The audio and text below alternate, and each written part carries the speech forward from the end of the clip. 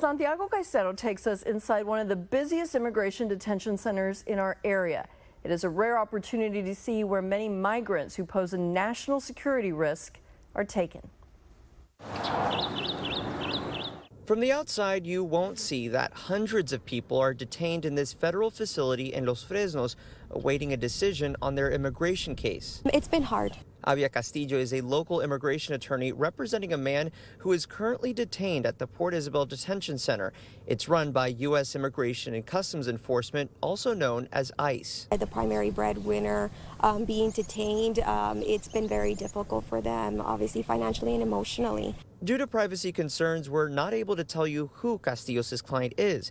But what the attorney can tell us is that he lived in the valley since 2019, was previously deported to Mexico, has a U.S. citizen spouse and children, and was recently arrested by local law enforcement for assault. The man is in a deportation process before an immigration judge at the detention center, but has claimed asylum to stay in the U.S., claiming his life would be in danger if he were to be sent back to Mexico. So because he had already had that prior order of removal, he didn't qualify for that and was therefore forced to remain here in the detention. But because of his past history, he did not qualify for that anymore, and the government does not even consider release from the detention. To understand what detainees such as Castillo's client go through, Channel 5 News was given special access inside the Port Isabel Detention Center. It's one of 9 ICE detention centers assigned to determine asylum cases in a way that officials say is done quickly.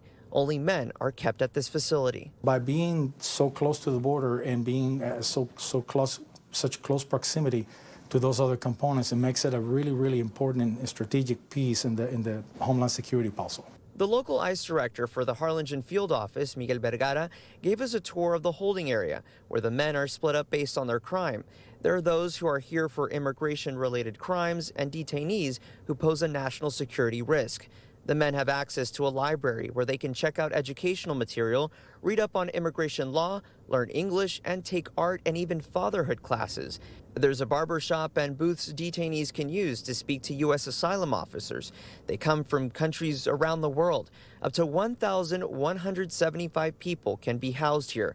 During our visit, there were only 1,006 detainees. But it's only a matter of time before those individuals, the facilities on the west gets full and their detainees begin to be transferred down this way at that point. As we've reported, the number of migrants detained entering the country legally has dropped in recent months. And since President Biden issued his executive order limiting asylum to people crossing between ports of entry, Vergara says they've noticed a drop in the number of people at the facility, but he believes it's temporary. For anyone looking to enter the U.S. illegally, Vergara asks people to use legal options and avoid being taken advantage by organized crime. If you come to the United States illegally, you're going to be arrested, you're going to be processed, you're going to have a hearing before an immigration judge, and if you're found not to have the right to remain in the United States, most likely you're going to end up in a facility like this one, and you are going to be returned to your home country.